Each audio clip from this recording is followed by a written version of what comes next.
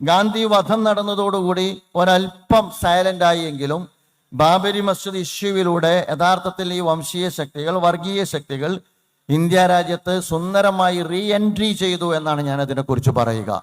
ദേശീയ സമരത്തിന്റെ കാലഘട്ടത്തിൽ ഇന്ത്യയിൽ കത്തുനിന്ന വംശീയ ശക്തികൾ, വർഗീയ ശക്തികൾ, മഹാത്മാഗാന്ധിയുടെ വധത്തിന് ശേഷം സൈലന്റായ വംശീയ ശക്തികൾ ബാബരി മസ്ജിദ് ഇഷ്യൂവിനെ മുൻനിർത്തിക്കൊണ്ടാണ് അവർ വീണ്ടും നമ്മുടെ രാജ്യത്ത് സജീവമായത് എന്നുള്ളതാണ്. ബാബരി മസ്ജിദിനെ മുൻനിർത്തിക്കൊണ്ടുള്ള ഈ രാജ്യത്ത് തങ്ങൾ ഉദ്ദേശിക്കുന്ന ഒരു സംഘപരിവാർ മുന്നോട്ട് വെക്കുന്ന ഒരു ആശയത്തെ വളർത്തിയെടുക്കുന്നതിനുള്ള വംശീയ ശക്തികളുടെ ശ്രമങ്ങൾക്കും മണ്ടൊരുക്കിയത്, വഴിമരുന്നിട്ടതെല്ലാം നമ്മുടെ രാജ്യത്തുള്ള സെക്യുലർ കക്ഷികൾ തന്നെയാണ് എന്ന് ബിസ്മില്ലാഹിർ റഹ്മാനിർ റഹീം. യാ അയ്യുഹല്ലദീന ആമനൂ കൂനൂ ഖവ്വാമീന ലില്ലാഹി ശുഹദാഅ ബിൽ ഖിസ്ത് വലാ യജ്രിമന്നകും ശനആന ഖൗമിൻ അല്ലാ തഅദിലു അഅദിലുഹു അഖറബു ലിത്തഖ്വ വത്തഖുല്ലാഹ ഇന്നല്ലാഹ ഖബീറും ബിമാ തഅമലൂൻ. സദഖല്ലാഹുൽ അലിയ്യുൽ അളീം.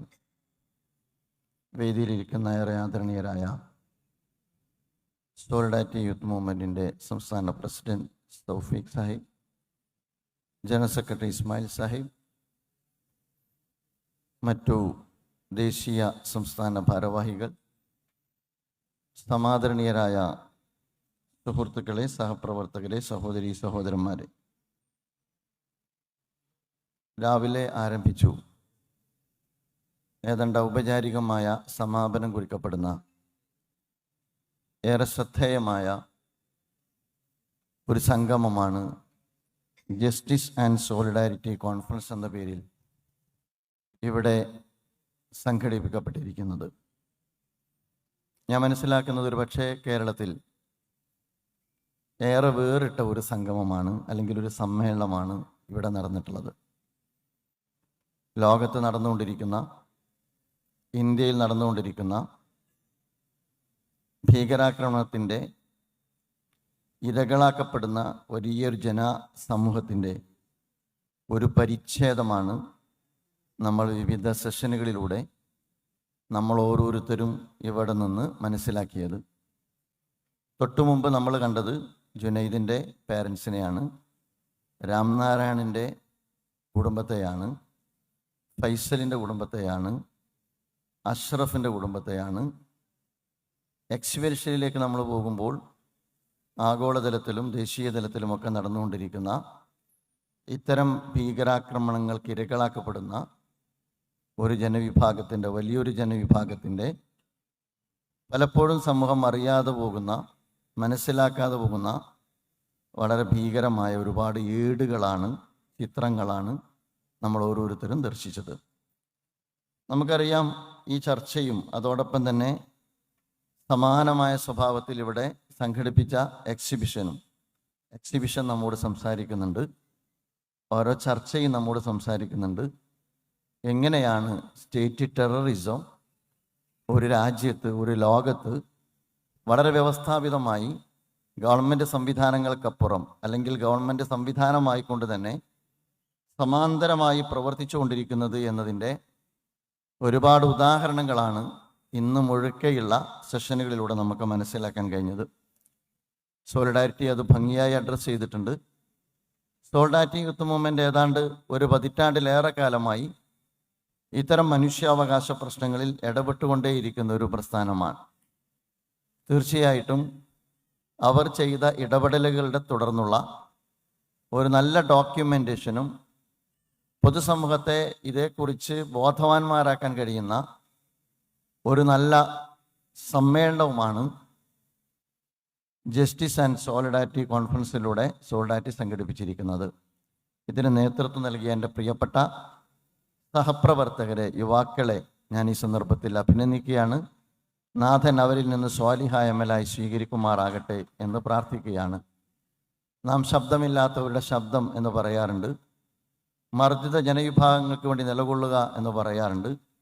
പക്ഷേ പുതിയ കാലഘട്ടത്തിൽ മർദ്ദിതരോടൊപ്പം നിൽക്കുക എന്ന് പറയുന്നത്, മർദ്ദിതർക്ക് വേണ്ടി സംസാരിക്കുക എന്ന് പറയുന്നത്, നീതി നിഷേധിക്കപ്പെട്ടവർക്ക് വേണ്ടി ഇടപെടുക എന്ന് പറയുന്നത് എളുപ്പമല്ല എന്ന് മാത്രമല്ല, ശ്രമകരമാണ് എന്ന് മാത്രമല്ല, പലപ്പോഴും അത് അത്യപൂർവ ശബ്ദങ്ങളായി മാറിക്കൊണ്ടിരിക്കുന്നു എന്നതുകൂടി കാലഘട്ടത്തിൻ്റെ പ്രത്യേകതയാണ്.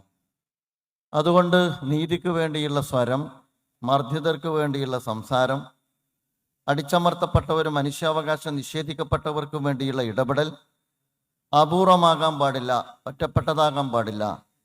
അതിന് ജനകീയമായ മാനം വരേണ്ടതുണ്ട്, അതിന് വലിയ പൗരാവകാശ സമരത്തിൻ്റെ തലമുണ്ടാകേണ്ടതുണ്ട് എന്ന അർത്ഥത്തിൽ തന്നെയാണ് സോളിഡാരിറ്റി യൂത്ത് മൂവ്മെൻറ്റ് ഈ വിഷയത്തെയും ഏറ്റെടുത്തത് എന്നത് സന്തോഷകരമാണ്.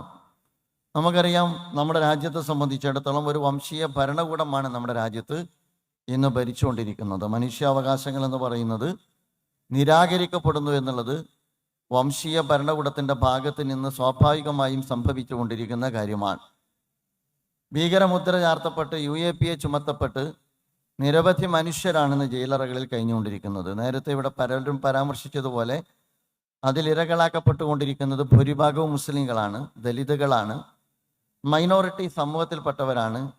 അതല്ല എങ്കിൽ അത്തരം ആളുകൾക്ക് വേണ്ടി സംസാരിച്ചു കൊണ്ടിരിക്കുന്നവരാണ് ഇത്തരം ഭീകരമുദ്ര ചാർത്തപ്പെട്ട് ജയിലിലടക്കപ്പെട്ടുകൊണ്ടിരിക്കുന്നത് എന്ന് നമുക്ക് കാണാൻ കഴിയും. നമ്മൾ ആരും വിചാരിക്കുന്നില്ല ഇതൊരു യാദൃച്ഛികമായ സംഭവമാണ് എന്ന്. ഒരു ഭരണകൂടത്തിൻ്റെ ഭാഗത്ത് നിന്ന് യാദൃച്ഛികമായി ഉണ്ടായതാണ്, ഒരു ഭരണമാറ്റത്തിൻ്റെ ഭാഗമാണ് എന്ന് നമ്മൾ വിചാരിക്കുന്നില്ല. മറിച്ച് 100 വർഷത്തെ പ്ലാനിങ്ങിൻ്റെ ഭാഗമായി കൃത്യമായ ഒരു ആശയത്തിൻ്റെ പിൻബലത്തിൽ ഒരു ജനവിഭാഗത്തെ അപരവൽക്കരിക്കുക എന്ന അജണ്ടയുടെ ഭാഗമായിട്ടാണ് വാർ ആൺ ടെറർ എന്ന് പറയുന്ന ആഗോളതലത്തിൽ തന്നെ രൂപപ്പെട്ടു വന്നിരിക്കുന്ന ഭീകരാക്രമണത്തിൻ്റെ ചുവടപ്പിച്ചുകൊണ്ട് ഇന്ത്യ രാജ്യത്തും ഈ ആശയം വർക്ക് ചെയ്തുകൊണ്ടിരിക്കുന്നത് എന്ന് നമുക്ക് കാണാൻ കഴിയും. ആഗോളതലത്തിൽ വംശീയതയാണ് ബേസെങ്കിൽ ഇന്ത്യയിലും അത് തന്നെയാണ്, സമാനമല്ല. അതേസമയം ഒരുപാട് സമാനതകളുള്ളതാണ്. ഇന്ത്യ രാജ്യത്ത് ഇത് ഇന്നോ ഇന്നലെയോ തുടങ്ങിയതല്ല. നാം അതിൻ്റെ ഏറ്റവും ഭീകരവും ബീഭത്സവുമായ മുഖത്തെ ഇന്ന് അഭിമുഖീകരിക്കുന്നു എന്നുള്ളതാണ്. അത് രൂപാന്തരപ്പെട്ട് പരിണമിച്ച് അതിൻ്റെ വകഭേദങ്ങൾ ഏറ്റവും ഭീകരമായ ഒരു തലത്തിലേക്ക് ഇന്ന് എത്തിപ്പെട്ടിരിക്കുന്നു എന്നുള്ളതാണ്. ഇന്ത്യ പറക്കുന്നതിന് മുമ്പ് ഹിന്ദുത്വ ദേശീയത പറന്നിട്ടുണ്ട് എന്ന് നമുക്കറിയാം. ഇന്ത്യ പറക്കുന്നത്, സ്വതന്ത്ര ഇന്ത്യ പറന്നു വീഴുന്നത് 1947 ആഗസ്റ്റ് 15 എങ്കിൽ ഇന്ത്യ പറക്കുന്നതിന് മുമ്പ് ഹിന്ദുത്വ ദേശീയത ഇന്ത്യ രാജ്യത്ത് പറന്നു വീണിട്ടുണ്ട്. ഒരുപക്ഷെ ഇന്ത്യയുടെ വിഭജനത്തിലേക്കുള്ള വഴി പോലും തുറക്കുന്നത് ഹിന്ദുത്വ ദേശീയതയുടെ ശക്തമായ ദേശീയ സമരം നടക്കുന്ന ഘട്ടത്തിൽ തന്നെ ഇന്ത്യയിൽ 2ആയി രൂപപ്പെട്ടു വന്ന ഹിന്ദുത്വ ദേശീയതയുടെ തുടർച്ചയായിക്കൊണ്ടാണ് യഥാർത്ഥത്തിൽ ഇന്ത്യ വിഭജനം പോലും നടക്കുന്നത് എന്ന് നമുക്ക് കാണാൻ കഴിയും. പക്ഷെ ഇന്ത്യൻ വംശീയതയുടെ, ഇന്ത്യയിലെ വർഗീയതയുടെ, ഇന്ത്യൻ ഫാഷിസത്തിൻ്റെ വളർച്ച എന്ന് പറയുന്നത് നമുക്കറിയാവുന്നതുപോലെ സെക്യുലറിസത്തിൻ്റെ പുറന്തോടണിഞ്ഞുകൊണ്ടാണ്, വളരെ സൈലന്റ് ആയിട്ടാണ് അത് ഈ രാജ്യത്ത് വളർന്നു വന്നത് എന്ന് നമുക്ക് കാണാവുന്നതാണ്. ഇന്ന് നമുക്കറിയാവുന്നതുപോലെ പല സെക്യുലറിസ്റ്റുകളും ഇന്ന് പലപ്പോഴും അറിയാതെ അവരുടെ അകത്ത് നിന്ന് വംശീയത പുറത്തു വരാറുണ്ട്. രാജ്യത്ത് മതേതരത്വം കാത്തു സൂക്ഷിക്കേണ്ടുന്ന, മതേതരത്വത്തിന് വേണ്ടി സംസാരിക്കുന്നവരുടെ തന്നെ അകത്ത് നിന്നും പലപ്പോഴും വംശീയത പുറത്തു വരാറുണ്ട്. അതെന്തുകൊണ്ടാണെന്ന് ചോദിച്ചാൽ, സ്വതന്ത്ര ഇന്ത്യയിൽ നാളിതുവരെയുള്ള പിന്നിട്ട നാൾ വഴികളിൽ നമ്മൾ പരിശോധിച്ച് നോക്കിക്കഴിഞ്ഞാൽ ഇന്ത്യ രാജ്യത്തിൻ്റെ എല്ലാ അടരുകളിലും, എല്ലാ തലങ്ങളിലും, എല്ലാ മുഖ്യധാര രാഷ്ട്രീയ പ്രസ്ഥാനങ്ങളിൽ വരെ വംശീയതയുടെ അംശം കലർന്നിട്ടുണ്ടായിരുന്നു എന്ന് നമുക്ക് കാണാവുന്നതാണ്. ബാബരി മസ്ജിദ് ധ്വംസനം ഇതിലൊരു വഴിത്തിരിവായിട്ടാണ് ഞാൻ വിലയിരുത്തുന്നത്. ഗാന്ധി വധം നടന്നതോടുകൂടി, ഇന്ത്യ സ്വാതന്ത്ര്യം നേടിയപ്പോൾ ഗാന്ധി വധം നടന്നതോടുകൂടി ഒരല്പം സൈലൻ്റായി എങ്കിലും ബാബരി മസ്ജിദ് ഇഷ്യൂവിലൂടെ യഥാർത്ഥത്തിൽ ഈ വംശീയ ശക്തികൾ, വർഗീയ ശക്തികൾ ഇന്ത്യ രാജ്യത്ത് സുന്ദരമായി റീ എൻട്രി ചെയ്തു എന്നാണ് ഞാൻ അതിനെക്കുറിച്ച് പറയുക. ദേശീയ സമരത്തിൻ്റെ കാലഘട്ടത്തിൽ ഇന്ത്യയിൽ കത്തുനിന്ന വംശീയ ശക്തികൾ, വർഗീയ ശക്തികൾ, മഹാത്മാഗാന്ധിയുടെ വധത്തിന് ശേഷം സൈലന്റായ വംശീയ ശക്തികൾ ബാബരി മസ്ജിദ് സംഭവത്തോടു കൂടിയാണ് 1949 മുതൽ തന്നെ ബാബരി മസ്ജിദ് ഇഷ്യൂവിനെ മുൻനിർത്തിക്കൊണ്ടാണ് അവർ വീണ്ടും നമ്മുടെ രാജ്യത്ത് സജീവമായത് എന്നുള്ളതാണ്. ആ അർത്ഥത്തിൽ ബാബരി മസ്ജിദിനെ മുൻനിർത്തിക്കൊണ്ടുള്ള ഈ രാജ്യത്ത് തങ്ങൾ ഉദ്ദേശിക്കുന്ന ഒരു സംഘപരിവാർ മുന്നോട്ട് വെക്കുന്ന ഒരു ആശയത്തെ വളർത്തിയെടുക്കുന്നതിനുള്ള വംശീയ ശക്തികളുടെ ശ്രമങ്ങൾക്കും മണ്ടൊരുക്കിയത്, വഴിമരുന്നിട്ടതെല്ലാം നമ്മുടെ രാജ്യത്തുള്ള സെക്യുലർ കക്ഷികൾ തന്നെയാണ് എന്ന് നിങ്ങൾക്ക് കാണാൻ കഴിയും. അതുകൊണ്ടാണ് ഞാൻ പറഞ്ഞത്, ഇന്ത്യൻ വംശീയത പിറന്നത് ഇന്ത്യൻ സ്വാതന്ത്ര്യത്തിന് മുമ്പാണ് എന്നതുപോലെ തന്നെ ഇന്ത്യയിലെ ഹിന്ദുത്വ ദേശീയത വളർന്നത് സെക്യുലറിസത്തിന്റെ മൂടുപടം അണിഞ്ഞുകൊണ്ട് തന്നെയാണ് എന്ന് നമുക്ക് കാണാൻ കഴിയും. അതെല്ലാ മൂടുപടവും അണിഞ്ഞുകൊണ്ട് അത് പിന്നീട് രംഗപ്രവേശം ചെയ്യുന്നത് ബാബരി മസ്ജിദിനെ മുൻനിർത്തിക്കൊണ്ടാണ്. നമുക്കറിയാം 1970-കൾക്ക് ശേഷമുള്ള ഇന്ത്യയുടെ കലാപം നിറഞ്ഞ ഇന്ത്യൻ തെരുവുകൾ നിങ്ങൾ പരിശോധിച്ച് നോക്കുക. 1990കളിലാണ് രഥയാത്ര നടക്കുന്നത്. ലാൽകൃഷ്ണ അദ്വാനിയുടെ നേതൃത്വത്തിൽ. 1991 ഏകതാ യാത്ര നടക്കുന്നത് മുരളി മനോഹർ ജോഷിയുടെ നേതൃത്വത്തിൽ. രഥയാത്രയും ഏകതാ യാത്രയും യഥാർത്ഥത്തിൽ ബാബരി മസ്ജിദിനെ മുൻനിർത്തിയിട്ടാണ് എങ്കിൽ സോമനാഥ ക്ഷേത്രത്തിൽ നിന്ന് അയോധ്യയിലേക്കുള്ള ലാൽകൃഷ്ണ അദ്വാനിയുടെ 1989 നടന്ന രഥയാത്ര എന്ന് പറയുന്നത് ഇന്ത്യയിലെ ജനവിഭാഗത്തെ, സാമൂഹ്യ ജനവിഭാഗത്തെ രണ്ടായി പിളർത്തിയ, വർഗീയ കലാപങ്ങൾക്ക് തിരികൊളുത്തിയ, ഒരുപാട് മനുഷ്യരെ ക്രൂരമായി കലാപത്തിൽ കൂട്ടക്കൊല ചെയ്ത അത്യന്തം ഹീനമായ വർഗീയ ധ്രുവീകരണത്തിന്റെ രഥയാത്രയായിരുന്നു എന്ന് നമുക്ക് കാണാൻ കഴിയും. 90-91 കാലത്താണ് മുരളി മനോഹർ ജോഷിയുടെ ഏകതായാത്ര നടക്കുന്നത്. ആ ഏകതാ യാത്രയെ തുടർന്നാണ് 92 ജനുവരിയിലാണ് അത് അവസാനിക്കുന്നത്. 92 ഡിസംബറിലെ കറുത്ത ഞായറാഴ്ചയിലാണ് ബാബരി മസ്ജിദിന്റെ താഴികക്കുടങ്ങൾ സംഘപരിവാർ ശക്തികൾ ഈ രാജ്യത്ത് തകർത്തെറിയുന്നത് എന്നുള്ളത് നമുക്ക് കാണാവുന്നതാണ്. ബാബരി മസ്ജിദിന്റെ തകർച്ച എന്ന് പറയുന്നത് ഒരു മസ്ജിദിന്റെ തകർച്ചയല്ല. യഥാർത്ഥത്തിൽ തെരുവിലേക്ക് ഇറങ്ങാത്ത, വളരെ സൈലന്റായി സെക്യുലർ കക്ഷികളുടെ തന്നെ ആശീർവാദത്തോടു കൂടി വളരെ സൈലന്റായി വളർന്നിരുന്ന ഹിന്ദുത്വ ദേശീയത ഉണരുക മാത്രമല്ല, നമ്മുടെ ഇന്ത്യൻ തെരുവോരങ്ങളിൽ നിറഞ്ഞാടിയ സന്ദർഭമാണ് ബാബരി മസ്ജിദിന്റെ ധ്വംസനം എന്ന് നമുക്ക് കാണാൻ കഴിയും. കലാപങ്ങളിൽ നിന്ന് പിന്നീട് ഇന്ത്യ ഒരുപാട് ഭീകര സ്ഫോടനങ്ങളിലേക്ക് ചുവടുവെച്ചു. ആ ഭീകര സ്ഫോടനങ്ങൾ നമുക്കറിയാം. അതും കഴിഞ്ഞ് ഇപ്പോൾ ഭരണകൂടം തന്നെ ബുൾഡോസർ രാജ് നടപ്പാക്കിക്കൊണ്ടിരിക്കുന്ന, ഭരണകൂടം തന്നെ പൗരത്വം റദ്ദ് ചെയ്തുകൊണ്ടിരിക്കുന്ന ഒരു പ്രത്യേക പശ്ചാത്തലത്തിലും മൊബൈൽ എഞ്ചിൻ നടത്തിക്കൊണ്ടിരിക്കുന്ന ഒരു കാലഘട്ടത്തിലാണ് നമ്മൾ ജീവിക്കുന്നത്. പഴയ കലാപങ്ങളിൽ നിന്ന് ബോംബ് സ്ഫോടനങ്ങളിലേക്ക്, ഭീകരാക്രമണങ്ങളിലേക്ക്, ആ ഭീകരാക്രമണങ്ങൾ അത് കഴിഞ്ഞ് ഇപ്പോൾ യഥാർത്ഥത്തിൽ ഭരണകൂടം നേരിട്ട് ഉദ്യോഗസ്ഥന്മാരെ നിയമിച്ച്, നമ്മുടെ കയ്യിൽ നിന്ന് നികുതി പണം വാങ്ങി നമ്മളാൽ ശമ്പളം പറ്റുന്ന ഉദ്യോഗസ്ഥന്മാരെ നിയമിച്ച് ഓരോ നാടുകളിലേക്കും ഇറങ്ങി. നിങ്ങൾ ശ്രദ്ധിച്ചില്ലേ, ഏതാണ്ട് കഴിഞ്ഞ 45 ദിവസത്തിനകം നമ്മുടെ ഇന്ത്യ രാജ്യത്ത് 25ഓളം താഴികക്കുടങ്ങളാണ് തകർക്കപ്പെട്ടത് എന്ന് നിങ്ങൾ ഓരോരുത്തരും വായിച്ചിട്ടുണ്ടാകും. 25ഓളം താഴികക്കുടങ്ങൾ ആരാധനാലയങ്ങളുടെ, മദ്രസകളുടെ, പള്ളികളുടെ, ദർഗകളുടെ 23ഓളം താഴികക്കുടങ്ങൾ തകർക്കപ്പെട്ടപ്പോൾ നമ്മുടെ രാജ്യത്ത് അത് ആർക്കാണ് വാർത്തയായത്? നമ്മുടെ സമൂഹത്തിനകത്ത് ആർക്കാണ് അതിനോട് പ്രതിഷേധമുണ്ടായത്? നമ്മുടെ സമൂഹത്തിനകത്ത് എന്ത് സ്വഭാവത്തോടു കൂടിയുള്ള പ്രതികരണമാണ് ഉയർന്നു വന്നത് എന്ന് ചോദിച്ചാൽ, ഒരു ജനവിഭാഗത്തെ അപരവൽക്കരിക്കുന്നിടത്ത്, അവരുടെ അവകാശങ്ങൾ ഹനിക്കുന്നിടത്ത് എല്ലാം നോർമലൈസ് ചെയ്യപ്പെട്ടുകൊണ്ടിരിക്കുന്ന ഒരു കാലത്താണ് നമ്മൾ ജീവിച്ചുകൊണ്ടിരിക്കുന്നത്. ജെനുസൈഡ് എന്ന് പറയുമ്പോൾ ഒരു കാലഘട്ടത്തിൽ നമ്മൾ ഗൗരവത്തോടു കൂടി ചർച്ച ചെയ്തിരുന്നുവെങ്കിൽ, ഇന്ന് ജെനുസൈഡിനെ മുൻനിർത്തിക്കൊണ്ടുള്ള വംശീയ ഉന്മൂലന പ്രക്രിയയുമായി ബന്ധപ്പെട്ട ഭരണകൂടത്തിന്റെ ഭാഗത്ത് നിന്ന് തന്നെ ഔദ്യോഗികമായി നടന്നുകൊണ്ടിരിക്കുന്ന പ്രോസസ്സുമായി ബന്ധപ്പെട്ട് സൈലൻസ് എന്ന് പറയുന്നത് മാത്രം പറഞ്ഞാൽ പോരാ, അത് നോർമലൈസ് ചെയ്യപ്പെട്ടിരിക്കുന്നു എന്നുള്ളതാണ് ഈ കാലഘട്ടത്തിന്റെ പ്രത്യേകത എന്ന് പറയുന്നത്. നമുക്കറിയാം ആരാണ് ജുനൈദിനെ വധിച്ചത് എന്ന് ചോദിച്ചാൽ, ആരാണ് തുടർന്നുള്ള രാംനാരായണനെ വധിച്ചത് എന്ന് ചോദിച്ചാൽ, ഭരണകൂടത്തിന്റെ ആശീർവാദത്തോടുകൂടി ഉൽപ്പാദിപ്പിക്കപ്പെട്ട വെറുപ്പിന്റെ സ്വാഭാവികമായ പരിണതിയാണ് ആ പാവം നമ്മുടെ ചുറുചുറുക്കുള്ള ചെറുപ്പക്കാരുടെ രക്തസാക്ഷിത്വം എന്ന് നമുക്ക് കാണാവുന്നതാണ്. അതിന്റെ പിറകിൽ ആരാണ് എന്ന് ചോദിച്ചാൽ യഥാർത്ഥത്തിൽ ഭരണകൂടമാണ്. ഹെയ്റ്റ് ലാബ് പുറത്തുവിട്ട കണക്കനുസരിച്ച് ഈ രാജ്യത്ത് ആയിരക്കണക്കിന് ഹെയ്റ്റ് സ്പീച്ചാണ് നടന്നുകൊണ്ടിരിക്കുന്നത്. ഹെയ്റ്റ് ലാബ് പുറത്തുവിട്ട കണക്കിൽ ഏറ്റവും കൂടുതൽ ഹെയ്റ്റ് സ്പീച്ച് നടത്തുന്നത് ആരാണ് എന്ന് ചോദിച്ചാൽ ഏതെങ്കിലും സംഘടനയല്ല, ഏതെങ്കിലും വർഗീയവാദികളല്ല, നമ്മുടെ രാജ്യം ഭരിച്ചുകൊണ്ടിരിക്കുന്ന ഭരണകൂടങ്ങളും ഭരണാധികാരികളുമാണ് ഹെയ്റ്റ് സ്പീച്ച് നടത്തുന്നത് എന്ന് വരുമ്പോഴാണ് ആരാണ് മൊബിലിംഗ് നടത്തുന്നത് എന്ന് നമുക്ക് മനസ്സിലാക്കാൻ കഴിയുക. പ്രിയ സുഹൃത്തുക്കളെ, നമുക്ക് കാണാൻ കഴിയും സ്വതന്ത്ര സ്വഭാവത്തെ, രാജ്യത്തിന്റെ എല്ലാ സ്വതന്ത്ര സ്വഭാവമുള്ള എല്ലാ സംവിധാനങ്ങളും ഇന്ന് തകർക്കപ്പെട്ടുകൊണ്ടിരിക്കുന്നു എന്നുള്ളതാണ്. നമ്മുടെ ലെജിസ്ലേച്ചർ എന്ന് പറയുന്നത്, നമ്മുടെ എക്സിക്യൂട്ടീവ് എന്ന് പറയുന്നത്, നമ്മുടെ ജുഡീഷ്യറി എന്ന് പറയുന്നത് എല്ലാം ഹൈജാക്ക് ചെയ്യപ്പെട്ടുകൊണ്ടിരിക്കുന്നു എന്നുള്ളതാണ്. സാധാരണ നമ്മൾ നിയമവ്യവഹാരം നടത്താറുണ്ട്. ആയിരക്കണക്കിന് കേസുകൾ കോടതിയിലുണ്ട്. നിങ്ങൾ ആലോചിച്ച് നോക്കി, എന്തുകൊണ്ടാണ് ഉമർ ഖാലിദിന് ജാമ്യം ലഭിക്കാത്തത്? ഈ അടുത്ത് CJP എന്ന് പറയുന്ന ഒരു പാർട്ടി രൂപപ്പെട്ടു വന്നപ്പോ അതിന്റെ തലപ്പത്തിരിക്കുന്ന ചെറുപ്പക്കാരൻ പറഞ്ഞല്ലോ, ഞാൻ ഖാലിദായിരുന്നുവെങ്കിൽ ഞാൻ ഇപ്പോൾ ജയിലിലാകുമായിരുന്നു എന്ന്. അതാണ് ഇന്ത്യ എന്ന് പറയുന്നത്. അതാണ് ഇന്ത്യയിൽ വന്നുകൊണ്ടിരിക്കുന്ന പുതിയ മാറ്റം എന്ന് പറയുന്നത്. അപ്പോ ഉമർ ഖാലിദിന് എന്തുകൊണ്ട് ജാമ്യം ലഭിക്കുന്നില്ല എന്ന് ചോദിച്ചാൽ, അതാണ് ജുഡീഷ്യറി നമ്മുടെ മുമ്പിൽ ഉയർത്തുന്ന ചോദ്യം എന്ന് പറയുന്നത്.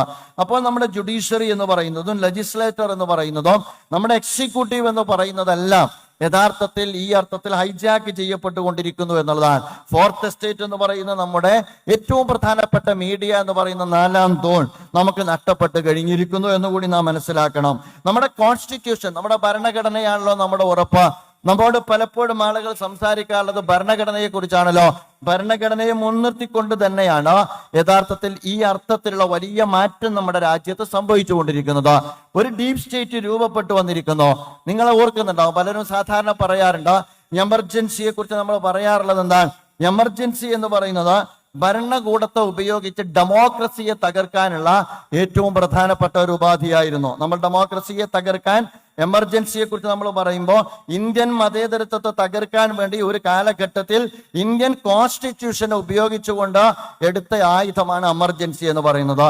ഇപ്പോൾ അത് തിരിച്ചു പറയേണ്ടതായിട്ട് വന്നിരിക്കുന്നു. ഇന്ത്യൻ ഡെമോക്രസിയെ വെച്ച് ഇന്ത്യൻ കോൺസ്റ്റിറ്റ്യൂഷനെ തകർത്തുകൊണ്ടിരിക്കുന്നു എന്നുള്ളതാണ് ഇപ്പോൾ സംഭവിച്ചുകൊണ്ടിരിക്കുന്നത്. ഒരു കാലഘട്ടത്തിൽ ഇന്ത്യൻ ഡെമോക്രസിയെ ഇന്ത്യൻ കോൺസ്റ്റിറ്റ്യൂഷൻ വെച്ചുകൊണ്ട് എമർജൻസിയിലൂടെ തകർക്കാൻ ശ്രമിച്ചുവെങ്കിൽ ഈ കാലഘട്ടത്തിന്റെ പ്രത്യേകത എന്ന് പറയുന്നത് ഇന്ത്യൻ കോൺസ്റ്റിറ്റ്യൂഷനെ വെച്ച്, ഇന്ത്യൻ ഡെമോക്രസിയെ വെച്ചുകൊണ്ട് ഇന്ത്യൻ കോൺസ്റ്റിറ്റ്യൂഷനെ തകർത്തുകൊണ്ടിരിക്കുന്നു എന്നുള്ളതാണ്. ആസാമിൽ വന്നത്, ഹരിയാനയിൽ വന്നത്, രാജസ്ഥാനിൽ വന്നത്, ബംഗാളിൽ വന്നത്, കേരളത്തിൽ വരണമെന്ന് ആഗ്രഹിക്കുന്നത് ഡെമോക്രസിയെ ഉപയോഗപ്പെടുത്തിക്കൊണ്ട് തന്നെയാണ്. അപ്പൊ ഇന്ത്യൻ ഡെമോക്രസിയിൽ യഥാർത്ഥത്തിൽ നമ്മൾ പറയാറുണ്ട് ഫാസിസത്തിന്റെ ഒരു കൊറിഡോർ ഉണ്ടോ. ഇന്ത്യൻ ജനാധിപത്യത്തിന്റെ മൗലിക ദൗർബല്യങ്ങളെ കുറിച്ച് നമ്മൾ പലപ്പോഴും പറയാറുണ്ട്. അപ്പോൾ ആളുകൾ ആക്രോശിക്കാറുണ്ട്, നിങ്ങൾ ജനാധിപത്യത്തിനെതിരാണോ എന്ന്. അല്ല, നമ്മൾ പറയുന്നത് ഇന്ത്യൻ ജനാധിപത്യത്തിന്റെ എല്ലാ അനുകൂലമായ ഘടകങ്ങളെയും നമ്മൾ അക്കമഡേറ്റ് ചെയ്യുന്നതോടൊപ്പം തന്നെ ഇന്ത്യൻ ജനാധിപത്യത്തിനും മൗലികമായ ദൗർബല്യങ്ങളുണ്ട്. ഇന്ത്യൻ ജനാധിപത്യത്തിനകത്ത് ഫാസിസത്തിനും ഒരു കോറിഡോർ ഉണ്ട്. അതുകൊണ്ടാണ് ജനാധിപത്യ സംവിധാനത്തെ ഉപയോഗപ്പെടുത്തിക്കൊണ്ട് തന്നെ രാജ്യത്ത് ഇത്തരത്തിലുള്ള സംഘപരിവാറുകൾ അധികാരത്തിൽ വന്നുകൊണ്ടിരിക്കുന്നത് എന്ന് നമുക്ക് കാണാവുന്നതാണ്. പ്രിയമുള്ള സുഹൃത്തുക്കളെ, ഞാൻ ഇത് ദീർഘിപ്പിക്കുന്നില്ല. ഒരു പ്രഭാഷണത്തിന്റെ ഔപചാരികമായ ഒരു സമാപനം മാത്രമാണ് നടക്കേണ്ടത്.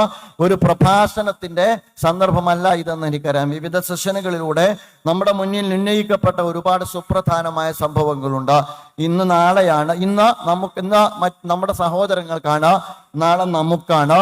ആർക്കാണ് ഇത് വന്നു ചേരുക എന്ന് നമുക്ക് പറയുക സാധ്യമല്ല. നമ്മൾ ആരെങ്കിലും വിചാരിച്ചതാണോ മലയാള മണ്ണിൽ കേരളത്തിൽ മൊബൈൽ ലിഞ്ചിങ് നടക്കുമെന്ന്?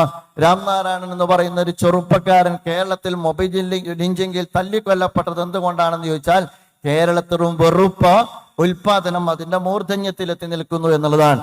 ആ വെറുപ്പ് അണയ്ക്കുന്ന, പരസ്പരം മനുഷ്യർക്കിടയിൽ വിശ്വാസം വളർത്തുന്ന ഒരുപാട് പ്രവർത്തനങ്ങൾ നമ്മുടെ ഭാഗത്ത് നിന്ന് രൂപപ്പെടേണ്ടതുണ്ട്. ഒരു ഐഡിയോളജിക്കൽ മൂവ്മെന്റ് എന്ന അർത്ഥത്തിൽ നമ്മളെ സംബന്ധിച്ചിടത്തോളം പ്രധാനപ്പെട്ട കാര്യമാണ്. അവിടം കൊണ്ട് തീരുന്നതല്ല, നിയമ പോരാട്ടത്തിന്റെ വഴി നമ്മൾ തുറക്കേണ്ടതുണ്ട്. അതിനപ്പുറത്ത് ജനാധിപത്യ സംവിധാനത്തിനകത്ത് ഈ മനുഷ്യരുടെ പ്രശ്നങ്ങളെ അവരുടെ പ്രശ്നങ്ങളാകുന്നതിന് പകരം, ഈ മനുഷ്യരുടെ പ്രശ്നങ്ങളെ ആ ഒരു വിഭാഗത്തിന്റെ പ്രശ്നങ്ങളാകുന്നതിന് പകരം അത് ഇന്ത്യയുടെ പ്രശ്നമാണ്, ഇന്ത്യയുടെ വൈവിധ്യത്തിന്റെ പ്രശ്നമാണ്, ഇന്ത്യയുടെ നിലനിൽപ്പിന്റെ പ്രശ്നമാണ്, ഇന്ത്യയുടെ സമാധാനം നിലനിൽക്കുന്നതുമായി ബന്ധപ്പെട്ട പ്രശ്നമാണ്. ഈ രാജ്യം മുന്നോട്ട് പോകുന്നിടത്ത് ഏറ്റവും സുപ്രധാനമായ വിഷയമാണ്. എന്താ സ്വഭാവത്തിൽ ഇത് ഉയർത്തിക്കൊണ്ടുവരാൻ നമുക്ക് കഴിയുക എന്നുള്ളത് വളരെ പ്രധാനപ്പെട്ട കാര്യമാണ്. ഞാൻ മനസ്സിലാക്കുന്നത് ഈ പറയുന്ന എറണാകുളം പട്ടണത്തിലെ ടൗൺ ഹാളിലെ ഒരു എക്സിബിഷനും അതുപോലെ തന്നെ ഇതുപോലുള്ള ഒരു ഡിസ്കഷനും എന്ന് പറയുന്നത് ഈ സംസ്ഥാനത്ത് ഒതുങ്ങി നിൽക്കുന്നതല്ല. ഇന്ത്യ രാജ്യത്ത് മർദ്ദിത ജനത ഉയർന്നു വരണമെന്ന് ആഗ്രഹിക്കുന്ന ഒരു ഉയർത്തെഴുന്നേൽപ്പിന്റെ, അതുപോലെ തന്നെ ഇന്ത്യ രാജ്യത്തെ മർദ്ദിത ജനത നീതി പുലർന്നു കാണിക്കണമെന്ന് ആഗ്രഹിക്കുന്ന ഒരു ആഗ്രഹത്തിന്റെ, ഇന്ത്യ രാജ്യത്ത് അടിച്ചമർത്തപ്പെട്ട ജനത സംരക്ഷിക്കപ്പെടണമെന്ന് ആഗ്രഹിക്കുന്ന മനുഷ്യാവകാശങ്ങളുടെ അത് നേടിയെടുക്കുന്നിടത്തുള്ള ശക്തമായ മുന്നേറ്റത്തിനുള്ള ഒരു ഉൾവിളിയാണ്. അതിൻ്റെ ഒരു നാന്ദിയായിട്ടാണ് നമ്മൾ ഇതിനെ കാണേണ്ടത്. ആ ഒരർത്ഥത്തിൽ ഇത് യഥാർത്ഥത്തിൽ ഇതോടുകൂടി അവസാനിക്കേണ്ടതല്ല. ഇതിൻ്റെ ഒരുപാട് തുടർച്ചകൾ ഉണ്ടാകട്ടെ. അത് കേരളത്തിനകത്തും കേരളത്തിന് പുറത്തും ഉണ്ടാകട്ടെ. ഈ ചേരി ബലപ്പെടട്ടെ, ശക്തിപ്പെടട്ടെ. അതുവഴി നമുക്കറിയാം, എല്ലാ അർത്ഥത്തിലും നമുക്ക് മനസ്സിലാക്കാൻ കഴിയുന്ന ഒരു കാര്യം, ചരിത്രം നമ്മെ പഠിപ്പിക്കുന്നത്, വേദഗ്രന്ഥം നമ്മെ പഠിപ്പിക്കുന്നത്, ചരിത്രത്തിൽ തകർന്നടിഞ്ഞ ഒരുപാട് നാഗരികതകൾ നമ്മെ പഠിപ്പിക്കുന്നത് സമ്പത്ത് കൊണ്ടോ സൗകര്യം കൊണ്ടോ അധികാരം കൊണ്ടോ ഒരുപാട് കാലം ഇത്തരത്തിലുള്ള ഏകാധിപതികൾക്കോ അതുപോലെ തന്നെ ഇതുപോലെയുള്ള കൊടിയ ജാഹിലിയത്തുകൾക്കോ പിടിച്ചു നിൽക്കുക സാധ്യമല്ല. ഓരോന്നിനും അതിൻ്റെതായ പരിണിതിയുണ്ട്. ചരിത്രം നമ്മെ പഠിപ്പിക്കുന്നത് അതാണ്. അൽ-ആഖിബത്തുൽ മുത്തഖീൻ എന്ന വിശുദ്ധ വേദഗ്രന്ഥം നമ്മെ പഠിപ്പിക്കുന്നുണ്ട്. തീർച്ചയായിട്ടും നമുക്ക് ഗസ നൽകുന്ന പാഠം അതാണ്. ഏറ്റവും അവസാനം ഇറാൻ നൽകുന്ന പാഠം അതാണ്, എല്ലാം കയ്യിലുണ്ട് എന്നതുകൊണ്ട് എല്ലാം തങ്ങളുടേതാകും എന്ന് വിചാരിക്കുന്നതിൽ ഒരർത്ഥവുമില്ല എന്ന് ഈ കാലഘട്ടവും നമ്മൾ പഠിപ്പിക്കുന്നുണ്ട്.